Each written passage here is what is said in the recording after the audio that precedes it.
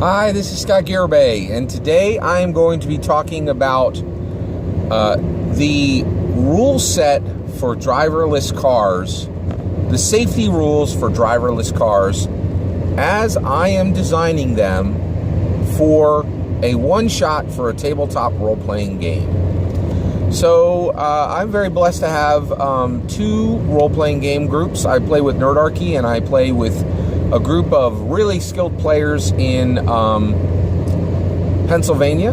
It's called Perpetual Arc. It's a group of people who range in gender and range in age. So they range in gender from male to female, and they range in age from college level kids, all the college level people. I shouldn't call them kids, all the way up to people my age. I'm middle aged now. And so I really have fallen in love with the Fate accelerated tabletop role-playing game system. The reason why I'm so absolutely in love with that game is it is high quality and it is free. So I can add people to my gaming group immediately and it's 50 pages long. It's short, it's amazing, and it's free. And I think those are the killer feature. It beats every tabletop role-playing game out there. Oh, and it's super flexible. So it's free, it's flexible, it's short, and it's incredibly high quality, right? So, and honestly, that makes it the best tabletop role-playing game system out there right now, because I can tell a story in any world with it, right, for nothing. And I can share it legally and comfortably with additional people. Now, just to be clear, I do support Evil Hat Games when they bring out these world books. I buy these extra world books from them. So right now, I am building a Fate accelerated one-shot, which is called Smokey and the Bandit 2027. So I'm a huge fan of the film Smokey and the Bandit, big fan of Jackie Gleason, Burt Reynolds, Sally Fields, just a wonderful, wonderful film, right? Now, I want to tell, and I realized also that Smokey and the Bandit is a classic film, and I really want to share that story with some of the younger people in our gaming group, but they're not going to watch a 20, 30-year-old movie. They're just not going to do it, right? And the reason why is, one, it's not easy to get, and two, the pacing is slower than they're used to. There's just a whole lot of obstacles to them enjoying it. So I want to take that world, and which is a really great platform for storytelling, and bring it up for them, right? So when I started building this game, Smokey and the Bandit 2027, so it's 10 years from now, we're going to be telling the story about a mobile scout, like a guy who's in a very fast vehicle that is out ahead of the pack, right? Out ahead of a semi-trailer, a semi-tractor trailer that is hauling a large supply of goods, right? Now, I think taking alcohol over state lines is not as big a deal today as it was 30 years ago. It's a central story point for Smokey and the Bandit, and it'd be hard to do it today. So I'm not sure what's going to be in that truck. I'm still building it out, but I really like this idea of, one driver has this massive cargo carrier, and then one driver has this super hot, fast vehicle that is out, and actually literally has to hoop it up, do a lot of hooning in order to distract the law from the trailer that's bringing cargo behind him, right? It's an amazing story. It's just like, it's amazing, and I can't wait for this game. I'm really excited about it, right? But when I started building this game, I realized 10 years from now, there's going to be two things that I really need to deal with. I need to deal with drones, and I need to deal with driverless cars.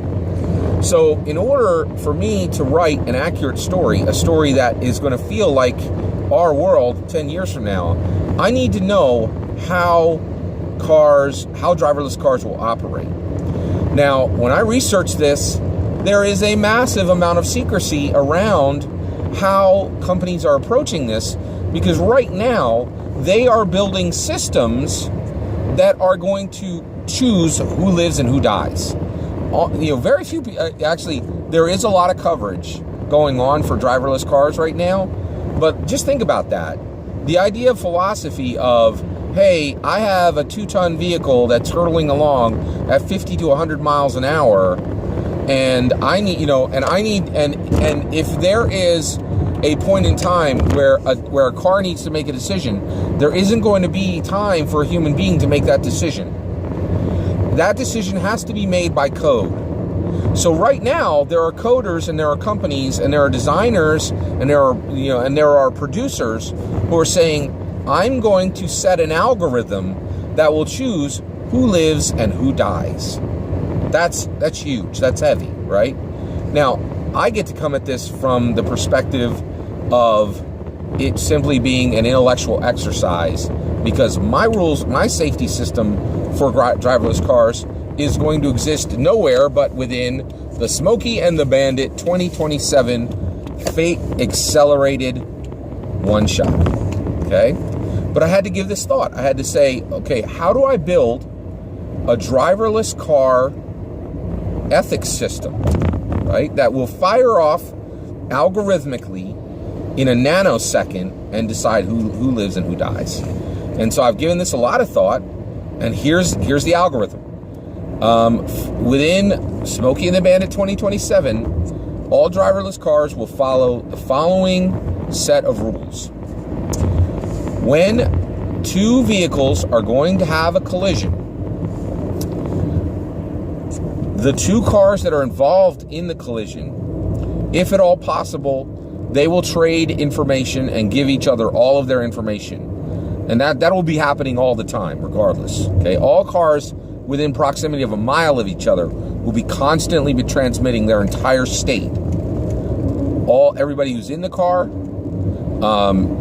the traction on the tires, how much gas they have, everything, right? They're going to be transmitting their data out constantly. Okay? So when that happens, immediately the two cars exchange information. Then at that point, the priority for which car is protected, the priority for which car is protected and which car is put in more danger is whichever car is going slower wins in priority. That is the number one concern. Which car was going slower? Preserve that car. Preserve everyone in that car. Okay? The next thing that is so that goes before anything else. And basically, if this car is going 50 and this car is going 60, the car that's going 50 miles an hour is preserved, and the car that's going 60 miles per hour is exposed to more risk. Of course, both cars are going to do everything they can to save everyone, but they're going to need to do calculations. They're going to say, hey, I can save these people and I can't save that, and this is what I'm going to do. And the people who are in the car, in any vehicle that is going slower is preserved, and any vehicle that is going faster is put at higher risk. Okay. The next one is, what are the ages of the people in the vehicle? Take the total age of the people in the vehicle. Whatever is the average age of the people in the vehicle, whichever one is lower, those people are preserved. Okay. Now, that means that if you're a 19-year-old, and you're driving at 80 miles an hour, and you come across your driverless car is going 80 miles an hour, and you come across an 80-year-old person whose car is going 70, the 80-year-old is going to be preserved, and the 19-year-old is going to be put at higher risk. But if you have the same situation, and basically the cars are going at the same speed, then at that point, age will become a criteria. And so younger people will be preserved over older people. And the reason why is they have more life to live. They simply have more life to live. Okay? The next, after the medium age, the next criteria that would be triggered. So if the cars are going the same speed and the age is the same, then it's the number of people in the vehicle. Okay? So at that point, if it's all the same, And if it's just one person in each vehicle, they're going the same speed, and they're going and they have the same age people, then at that point, if one of the cars has two passengers, a driver and a passenger, and the owner only has a driver, then the car with more people will be preserved, and the car with less people will be exposed to higher risk. Okay, so far the criteria goes in the following order. It goes speed, age, number.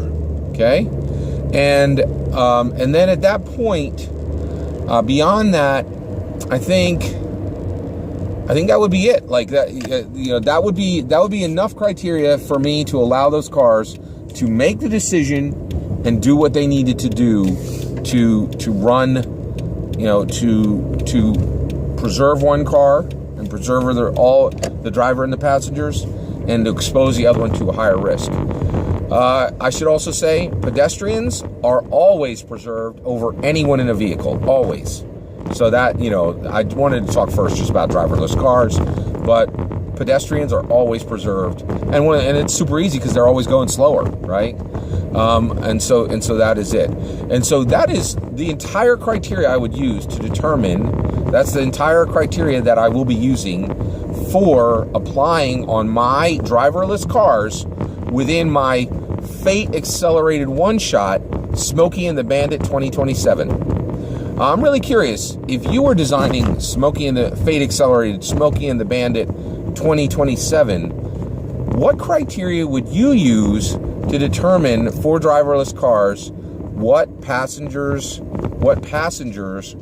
by the way, I used the term driver in this, and I realize now that was kind of silly. What passengers are preserved and which passengers are exposed to higher risk? I'd love to hear your thoughts on how you would design Smokey and the Bandit 2027 and how you would manage that. Take care.